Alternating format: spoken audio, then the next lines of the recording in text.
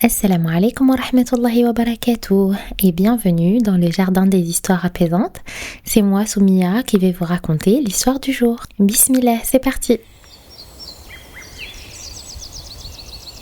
Alors les enfants, avez-vous déjà rencontré une personne qui peut être à la fois sage, courageuse et qui a un métier bien particulier?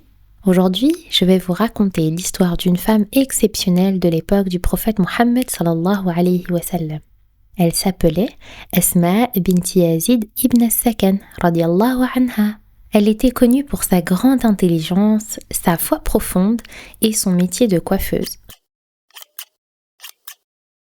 Mais ce n'est pas tout. Elle était aussi une guerrière courageuse et une compagnonne respectée. Installez-vous confortablement et laissez-moi vous emmener dans les rues animées de Médine il y a plus de 1400 ans. Imaginez une maison simple mais chaleureuse, avec des coussins colorés et des tapis doux. Asma accueillait souvent ses voisines et ses amies pour les coiffer. C'était son métier, mais pour elle, c'était bien plus qu'un travail. Pendant qu'elle arrangeait les cheveux des femmes, elle leur parlait de la vie, de l'islam et partageait les paroles du prophète Mohammed sallallahu alayhi wa sallam. Un jour, alors qu'elle coiffait une jeune femme, elle lui dit « Sais-tu que la vraie beauté vient du cœur ? Une femme pieuse, aimante et qui aime Allah est la plus belle même si ses cheveux ne sont pas parfaits. » Les femmes qui venaient se faisaient belles, mais elles repartaient aussi le cœur rempli de sagesse. Asma leur rappelait souvent ce verset. Et faites-le bien, car Allah aime les bienfaisants. Surat al-Baqarah, verset 195. Bismillahirrahmanirrahim. وأنفقوا في سبيل الله ولا تلقوا بأيديكم إلى التهلكة وأحسنوا إن الله يحب المحسنين. Elle leur expliquait que même une petite bonne action, comme aider une amie ou faire sourire quelqu'un, peut plaire à Allah. Pour Asma, son métier était une manière de servir sa communauté, mais aussi de propager les enseignements de l'islam. Mais Asma n'était pas seulement une coiffeuse, elle était aussi une femme courageuse qui n'avait pas peur de poser des questions importantes. Un jour, les femmes de Médine l'ont choisie pour parler au prophète Mohammed sallallahu alayhi wa sallam en leur nom. Elle s'est avancée avec assurance et lui a demandé « Ô messager d'Allah, ya Rasulallah, nous, les femmes, nous restons à la maison, nous élevons nos enfants et nous soutenons nos maris, pendant que les hommes prient en groupe, assistent aux funérailles et combattent pour Allah. Aurons-nous une récompense aussi grande qu'eux ?»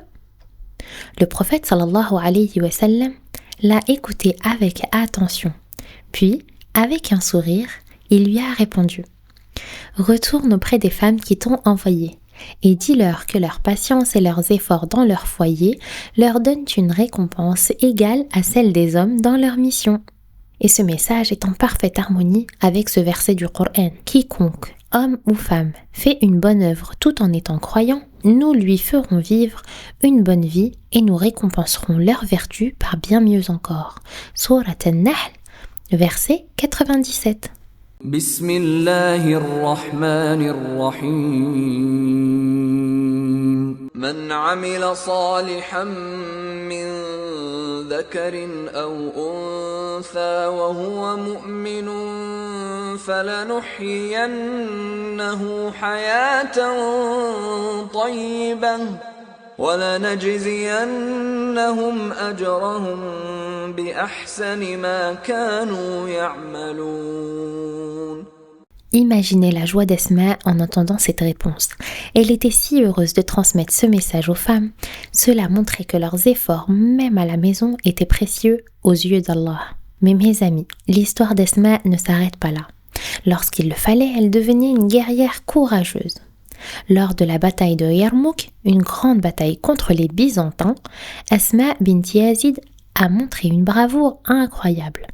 Alors que l'armée musulmane se battait pour défendre l'islam, Asma radiyallahu anha a saisi un poteau de tente et s'est jointe aux combattants.